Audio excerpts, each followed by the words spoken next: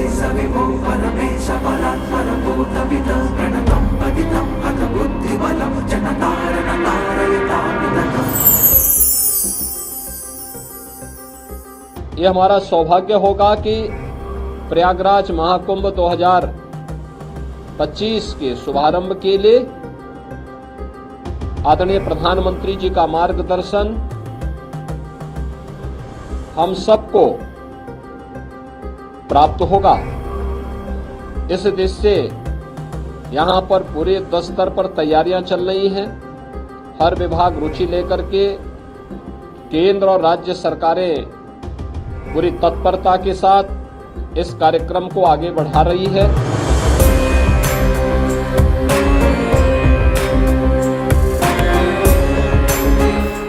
UP के प्रयागराज में महाकुंभ की तैयारियां अपने अंजाम की ओर अग्रसर हैं।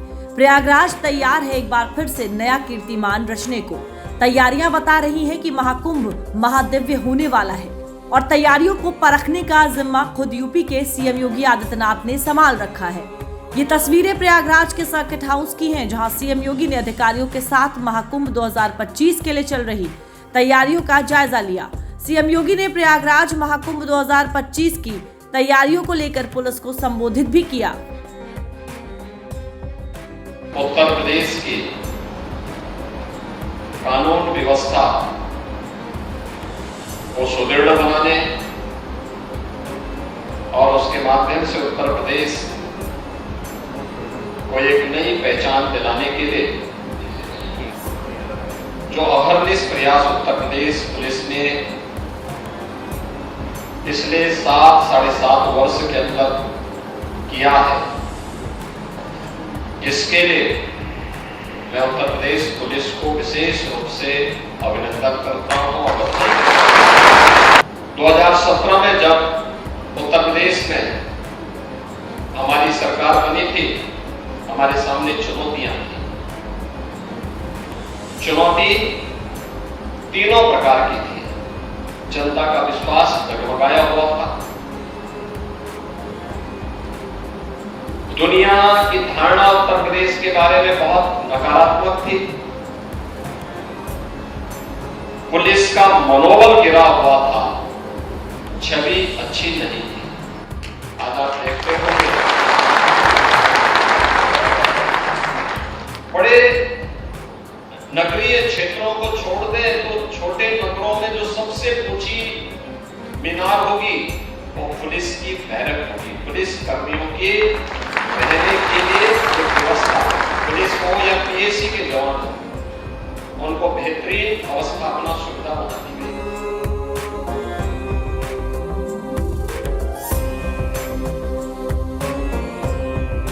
सीएम का ये दौरा इसलिए भी खास था क्योंकि 13 दिसंबर को पीएम मोदी प्रयागराज आ रहे हैं। सीएम इसलिए प्रयागराज गए थे ताकि पीएम मोदी के प्रयागराज दौरे से पहले वो महाकुंभ की तैयारियों की समीक्षा कर सकें।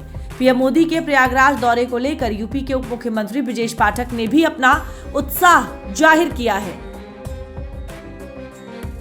कुंभ के लेके पूरी तैयारियां पूर्ण होने वाली हैं। कुंभ के उससे पहले माननीय प्रधानमंत्री नरेंद्र मोदी जी उद्घाटन कार्यक्रम में अपना आशीर्वचन हम सबको देंगे और कुंभ का नजारा, महाकुंभ का नजारा पूरी दुनिया देखेगी। व्यवस्थित, सुंदर, अलौकिक वातावरण होगा। महाकुंभ की तैयारियों के साथ साथ यूपी में पीएम मोदी के प्रयागराज दौरे को भी लेकर काफी चर्चा है, जिसके लिए सीएम योगी के साथ साथ पूरा प्रशासन तैयारियों में लगा है ताकि पीएम मोदी के दौरे से पहले महाकुंभ की ज्यादातर तैयारियां पूरी की जा सके। पीएम मोदी के दौरे में क्या कुछ खास है वो भी जान लीजिए। फिर आपको डीडी यूपी की ग्राउंड जीरो से आई रिपोर्ट के जरिए कुंभ की तैयारियां और सुविधाएं भी दिखाएंगे। पीएम मोदी 13 दिसंबर को प्रयागराज के भमरौली एयरपोर्ट पहुंचेंगे। एयरपोर्ट से वो सेना के हेलीकॉप्टर से श्रृंगवेरपुर जाएंगे, जिसके बाद हेलीकॉप्टर से अरैल के डीपीएस स्कूल में बने हेलीपैड पर उतरेंगे। फिर कार से अरैल के वीवीआईपी घाट पहुंचेंगे, जहां से पीएम मोदी निषाद राज क्रूज से संगम जाएंगे, जहां पर पीएम महाकुंभ के सकुशल संपन्न होने के लिए विधि विधान के साथ पूजा करेंगे। संगम पर होने वाली जनसभा में लोगों को प्लास्टिक मुक्त महाकुंभ का संदेश देंगे। जनसभा में स्वच्छता कर्मी, गंगा सेवा दूत, नाविकों के साथ ही स्कूल के विद्यार्थी भी शामिल होंगे। दुनिया के सबसे बड़े आध्यात्मिक समागम के लिए प्रयागराज तैयार है। आध्यात्म और आस्था का ऐसा ऐतिहासिक मंच, यहाँ महज देश ही नहीं बल्कि दुनिया की साझा संस्कृति का एहसास होगा। करीब 40 करोड़ लोगों का हुजूम प्रयागराज की पावन धरती पर अपना कदम रखेगा। मां गंगा के निर्मल जल में डुबकी लगाएगा। देश और दुनिया के लोग मां गंगा के निर्मल और ओजस्वी जल से आचमन करेंगे, भारत के आध्यात्म का रसपान करेंगे और फिर अपने देश को विदा हो जाएंगे। पर साथ में जो लेकर जाएंगे वो है भारत की मजबूत सभ्यता, एकता और धर्म से ओतप्रोत सामाजिक परिवेश को। प्रयागराज में तैयारियों का जायजा लेने के लिए दूरदर्शन की टीम भी प्रयागराज पहुंची है। हमारे संवाददाता आशुतोष शुक्ला लगातार ग्राउंड जीरो से प्रयागराज में कुंभ से जुड़े ताजा अपडेट हम तक पहुंचा रहे हैं। जनवरी 2025 में सूर्य ज्यों ही मकर राशि में प्रवेश करेगा, निश्चित रूप से धर्म नगरी प्रयागराज एक अभूतपूर्व उल्लास से भर जाएगी। भरे बिना क्यों? क्योंकि इस बार महाकुंभ है। संगम के तट पर इस महाकुंभ के आयोजन के लिए व्यापक तैयारियां चल रही हैं। आध्यात्म, धर्म और गृहस्थों का एक अभूतपूर्व संगम होगा, जिसमें साधु होंगे, सन्यासी होंगे, नागा होंगे, वैष्णव होंगे, शैव होंगे और इसके साथ साथ वो गृहस्थ भी होंगे जो जीवन की तमाम सारी चुनौतियों से सदैव लड़ा करते हैं और इन चुनौतियों से पार पाने का रास्ता खोजा जाएगा। विस्फोटों और तमाम सारी व्याधाओं से भरी हुई दुनिया को किस तरह से रास्ता दिखाया जा सकता है, किस तरह से सनातन धर्म क्या संदेश देता है, इस पर शोध होगा, विचार होगा और उसके बाद ये लगभग 2 महीने तक महाकुंभ का संपूर्ण आयोजन होगा।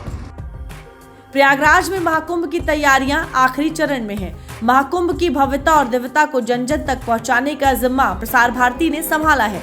संवाददाता आशुतोष शुक्ला ने इसको लेकर प्रसार भारती के मुख्य कार्यकारी अधिकारी गौरव द्विवेदी से विशेष बातचीत की है। प्रसार भारती ने क्या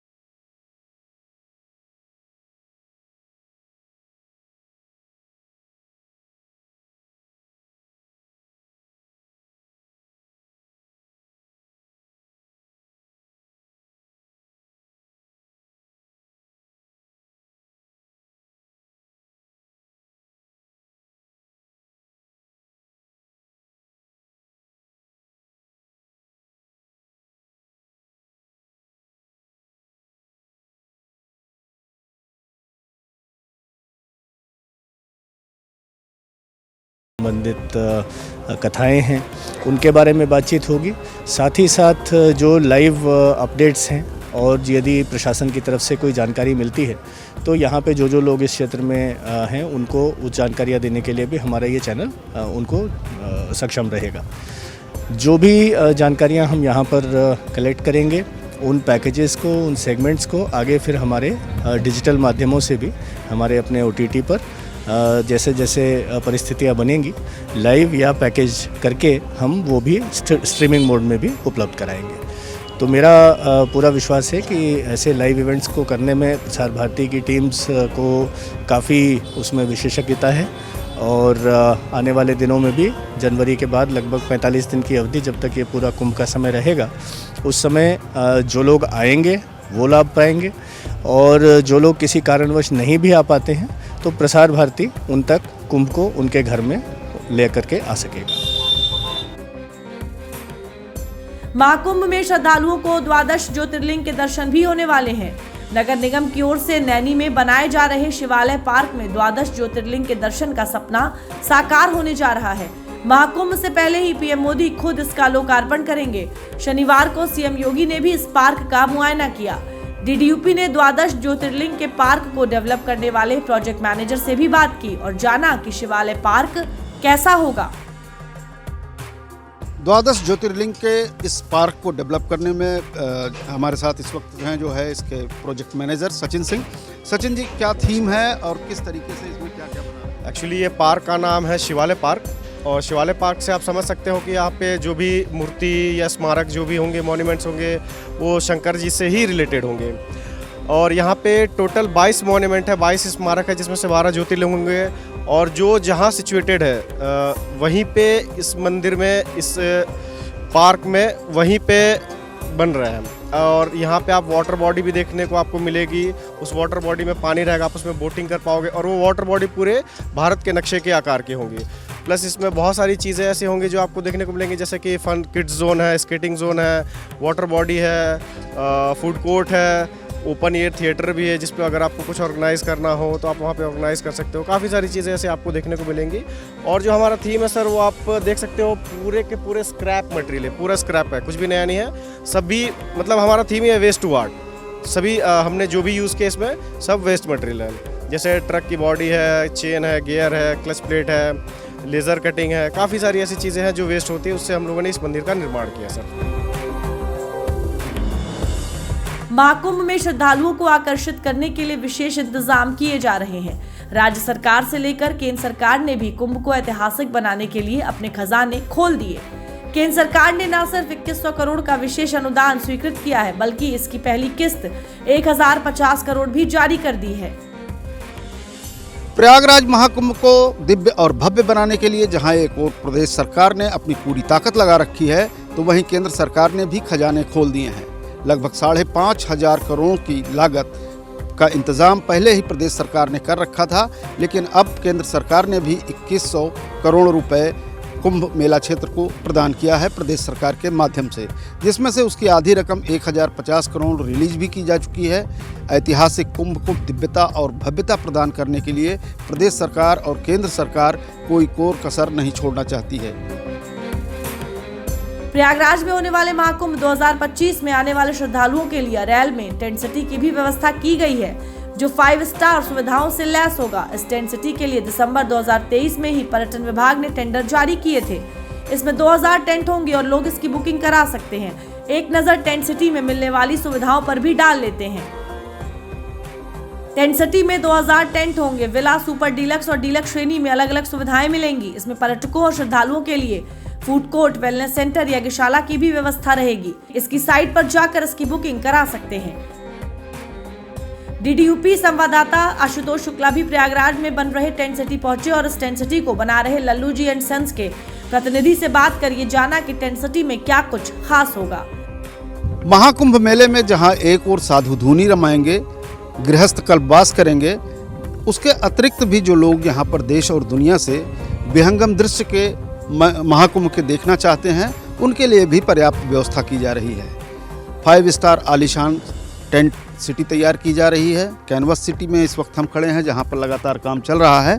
और इस कैनवस सिटी में बनने के बाद ये श्रद्धालुओं के क्या क्या सुविधा देंगे, हमारे साथ हैं बताने के लिए। हम कैनवस लगाया जा रहा है, जिसमें हम लोग जितने भी आप दूर दूर से लोग आएंगे, देश प्रदेश से और बाहर से, उनको ठहरने की बहुत उचित व्यवस्था की गई है, जिसमें डीलक्स, सेमी डीलक्स, विलाज वगैरह प्रोवाइड किए जा रहे हैं। और 400 से ऊपर हम लोग टेंटेज की व्यवस्था देंगे, जिसमें खाने पीने रहने की सारी व्यवस्थाएं उसमें शामिल हैं। और हमारे बहुत ही इकोनॉमिकल रेट हैं। और मैं चाहूँगा कि अधिक से अधिक लोग इस पर्यटन का, इस उत्सव का लाभ उठाएं और हमारी संस्कृति को और बढ़ावा दें। सुविधा क्या क्या देंगे, किस कैटेगरी में? और आपने इकोनॉमिकल कहा है तो क्या रहेगा रेट? सुविधा ये है कि जैसे हमारा एक डीलक्स रूम है वो 20 बाई 20 का है, और उसके ऊपर सेमी डीलक्स है वो 26 बाई 26 का है, और उसके बाद विलाज हैं जो 30 बाई 30 के हैं, और दरबारी है। दरबारी में लिमिटेड है हमारे पास, और सुविधाएं लगभग समान हैं, बस केवल स्पेस का ही उसमें अंतर है, बाकी कोई अंतर नहीं है। और बहुत ही इकोनॉमिकल है। जितने भी टेंटेज लगे हैं, लगभग 8 लोग इसमें प्रतिभाग कर रहे हैं, जिसमें कि हमारा ही सबसे बड़ा कुंभ कैनवस के नाम से ये लग रहा है, जिसमें 400 लोग इसमें प्रतिभाग कर सकते हैं। इस बार के महाकुंभ को भव्य बनाने में सरकार भी लगी हुई है और लगातार इसका निरीक्षण कर रही है। पर्यटन विभाग द्वारा महाकुंभ को दिव्य और भव्य बनाने के लिए हर संभव प्रयास किया जा रहा है, जिससे सभी पर्यटकों के कुंभ का सफर यादगार बन सके। यूपी के प्रयागराज में होने जा रहे महाकुंभ मेले को सफल और भव्य बनाने के लिए सीएम योगी लगातार प्रयागराज का दौरा कर रहे हैं। उन्होंने महाकुंभ की तैयारी को लेकर अपने मंत्रियों को जिम्मेदारी सौंपी है। योगी के मंत्री अलग अलग राज्यों में जाकर लोगों को महाकुंभ के लिए आमंत्रित कर रहे हैं। शनिवार को डिप्टी सीएम केशव प्रसाद मौर्य प्रयागराज कुंभ का निमंत्रण लेकर आंध्र प्रदेश पहुंचे,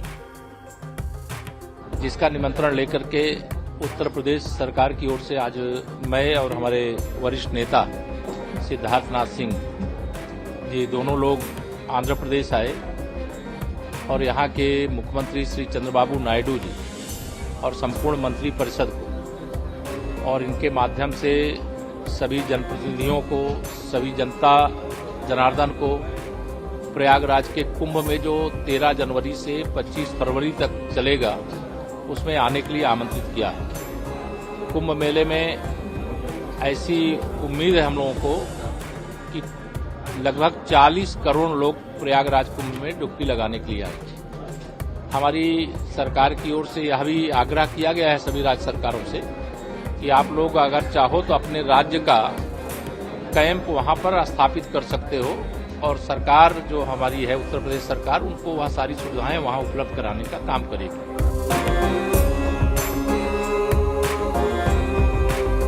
मंत्रियों के लिए 5 दिसंबर से 30 दिसंबर के बीच अलग अलग राज्यों में जाने का कार्यक्रम बनाया गया है, उन्हें भी जान लेते हैं। उप मुख्यमंत्री केशव प्रसाद मौर्य को तेलंगाना और आंध्र प्रदेश की जिम्मेदारी दी गई है। पंचायती राज मंत्री ओम प्रकाश राजभर को सिक्किम में न्योता बांटने की मिली जिम्मेदारी। बिहार और वेस्ट बंगाल में सरकार का निमंत्रण मंत्री राकेश सचान और दयाशंकर सिंह बांटेंगे। मंत्री दयाशंकर मिश्र दयालु को त्रिपुरा की जिम्मेदारी दी गई है। मंत्री ए के शर्मा गुजरात जाएंगे और उनके साथ मंत्री कपिल देव अग्रवाल भी होंगे। महाराष्ट्र और राजस्थान ब्रजेश पाठक और संजय निषाद के हिस्से आया है। मध्य प्रदेश मंत्री स्वतंत्र देव सिंह जाएंगे और उच्च शिक्षा मंत्री योगेंद्र उपाध्याय झारखंड में निमंत्रण लेकर जाएंगे। सूर्य प्रताप शाही बलदेव औलख के साथ हरियाणा और पंजाब जाएंगे। सुरेश खन्ना कर्नाटक और दिल्ली में निमंत्रण देंगे। उत्तराखंड की राज्यपाल रही बेबी रानी मौर्य उत्तराखंड के लोगों को महाकुंभ के लिए आमंत्रित करेंगी। राज्यों के हिसाब से मंत्रियों के दौरे की तैयारियां हो चुकी हैं। 5 दिसंबर से ही सारे मंत्री आमंत्रण के तौर पर सीएम का पत्र और गंगाजल राज्यों में जाकर भेंट करेंगे। सीएम योगी खुद कुछ जगहों पर महाकुंभ से जुड़े रोड शो में हिस्सा लेंगे। दरअसल महाकुंभ में शाही स्नान की विशेष मान्यता है। महाकुंभ 2025 में कुल 6 शाही स्नान होंगे। कब होंगे शाही स्नान, उन्हें भी जान लेते हैं। 13 जनवरी पहला शाही स्नान पौष पूर्णिमा पर होगा। 14 जनवरी मकर संक्रांति के शुभ अवसर पर भी शाही स्नान होगा। 29 जनवरी तीसरा शाही स्नान मौनी अमावस्या पर है। 3 फरवरी चौथा शाही स्नान बसंत पंचमी पर होगा। 12 फरवरी 5वां शाही स्नान माघ पूर्णिमा पर होगा। 26 फरवरी छठा और आखिरी शाही स्नान महाशिवरात्रि पर होगा। प्रयागराज की पावन धरती पर होने जा रहे महाकुंभ को लेकर सुरक्षा व्यवस्था की भी विशेष तैयारियां की जा रही हैं। श्रद्धालुओं की सुरक्षा में कोई कमी न हो, इसके लिए इस बार एक खास रोबोट को गंगा यमुना नदी में तैनात किया जा रहा है। देखिए इस खास रोबोट को जो पानी की सतह पर रफ्तार से तैर रहा है। यही रोबोट डूबते हुए लोगों की जान बचाने में भी मदद करेगा। इस बार के महाकुंभ में लगभग 40 करोड़ श्रद्धालुओं के डुबकी लगाने की संभावना है, जिसके लिए इस battery operated life boy robot को तैयार किया गया है। महाकुंभ 2025 के दृष्टिगत सभी श्रद्धालुओं के नदी में सुरक्षा हेतु हमने वृहद इंतजाम किए हैं। डीप वाटर बैरिकेडिंग्स हैं, रिवर लाइंस है और जेटीज़ हैं, ट्रेंड गोताखोर हैं। लेकिन कभी कभी ऐसी संभावना है कि कोई व्यक्ति कहीं दूर नाव से गिर गया या अचानक कोई दुर्घटना हो गई, उस तक पहुंचने में हमारी बोट से गोताखोर को टाइम लग सकता है। इसके लिए इस रोबोटिक बॉय का प्रयोग किया गया है। ये अत्यंत शीघ्र समय में रिमोट से डूबने वाले व्यक्ति के पास पहुंच जाएगा। ये हमारा जो रोबोटिक लाइफ बॉय है वो वायरलेस रिमोट से काम करता है। उस पर मोटराइज्ड प्रोपेलर लगे हुए हैं जो तकरीबन एक छोटे मोटर बोट की तरह काम करता है और वो उसका कैपेसिटी है 140 किलो उसकी कैपेसिटी है। वो 2 जन उस पर आराम से पकड़ सकते हैं और वो हम वापस ला सकते हैं उनको। महाकुंभ को लेकर उत्तर प्रदेश की योगी सरकार ने परिवहन व्यवस्था को लेकर अपनी तिजोरी खोल दी है। एक नजर डालते हैं महाकुंभ में परिवहन व्यवस्था यानी कि कनेक्टिविटी को लेकर क्या कुछ अब तक किया गया है। Roadways bus 7000, shuttle bus 550, railway 1000 अतिरिक्त ट्रेन, ऑनलाइन ई रिक्शा, ई ऑटो, ई व्हीकल्स, पिंक सेवा विद महिला ड्राइवर, पिंक सेवा 40। महाकुंभ के लिए प्रयागराज आने वाले श्रद्धालुओं को बेहतर लोकल ट्रांसपोर्ट की सुविधा देने के लिए ओला उबर की तरह ही ऑनलाइन ई रिक्शा और ई ऑटो बुकिंग की सुविधा यहां पर आने वाले लोगों को मिलेगी और इसलिए इन ई व्हीकल्स के ड्राइवरों को लगातार ट्रेनिंग दी जा रही है। इससे श्रद्धालु को सस्ती राइड तो मिलेगी ही, योगी सरकार की ग्रीन महाकुंभ का लक्ष्य भी पूरा होगा। श्रद्धालु लोकल राइड के लिए ई व्हीकल चुनेंगे। ड्राइवरों को मेहमानों से अच्छा व्यवहार करने की ट्रेनिंग, हिंदी या अंग्रेजी भाषा की ट्रेनिंग, ड्राइवरों को गूगल वॉइस असिस्टेंट की ट्रेनिंग। ई व्हीकल्स रेलवे स्टेशन, बस अड्डा, हवाई अड्डा, प्रयागराज के सभी होटल्स पर भी उपलब्ध। सभी ई रिक्शा जीपीएस सिस्टम से होंगे ट्रैक। किराया पूरी तरह से ट्रांसपेरेंट होगा।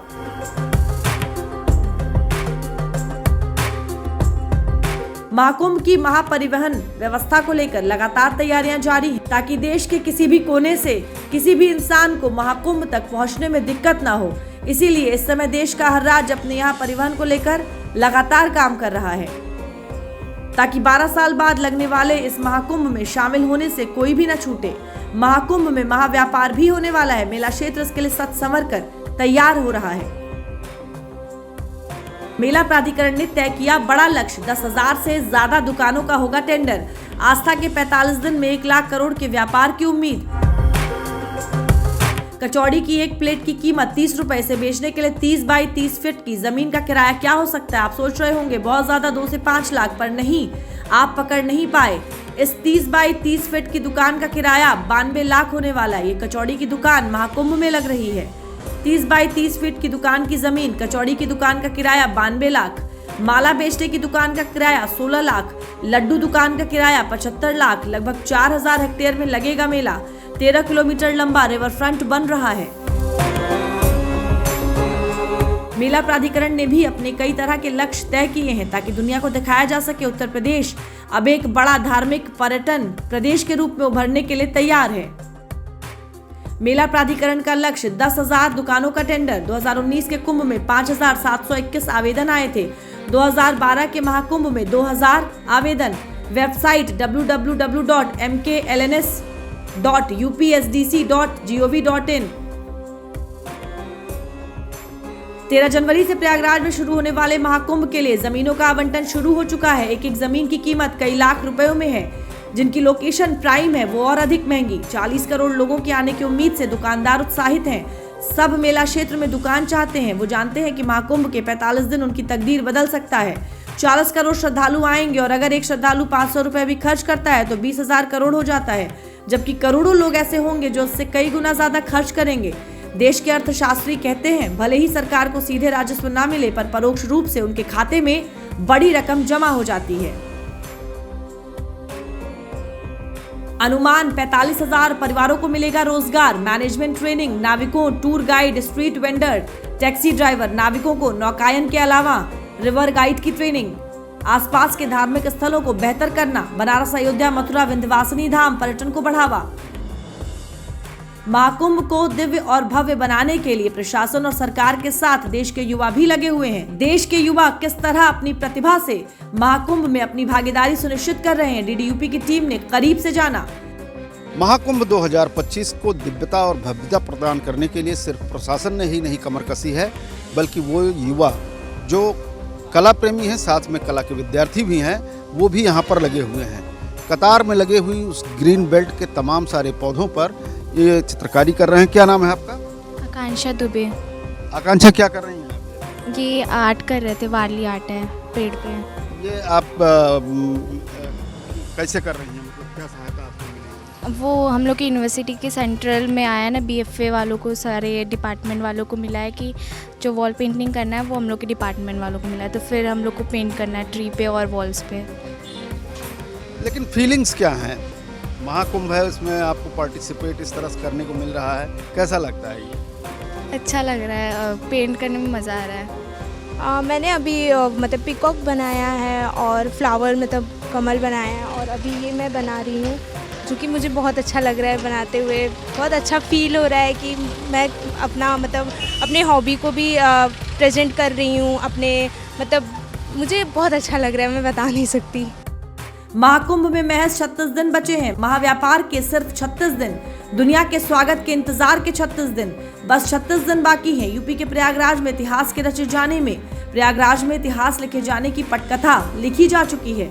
अब बस इंतजार है तो अगले साल 13 जनवरी की तारीख का, जब महाकुंभ का आगाज होगा।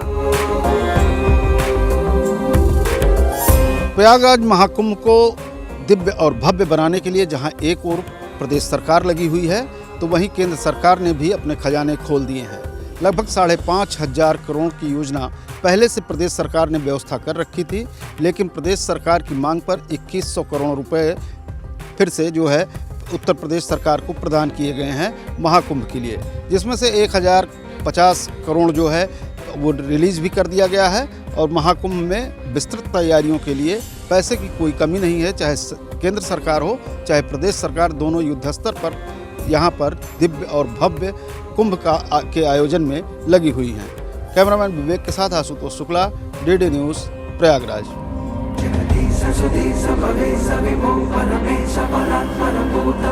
प्रणतम पतितम अथ बुद्धिबलम जनतारण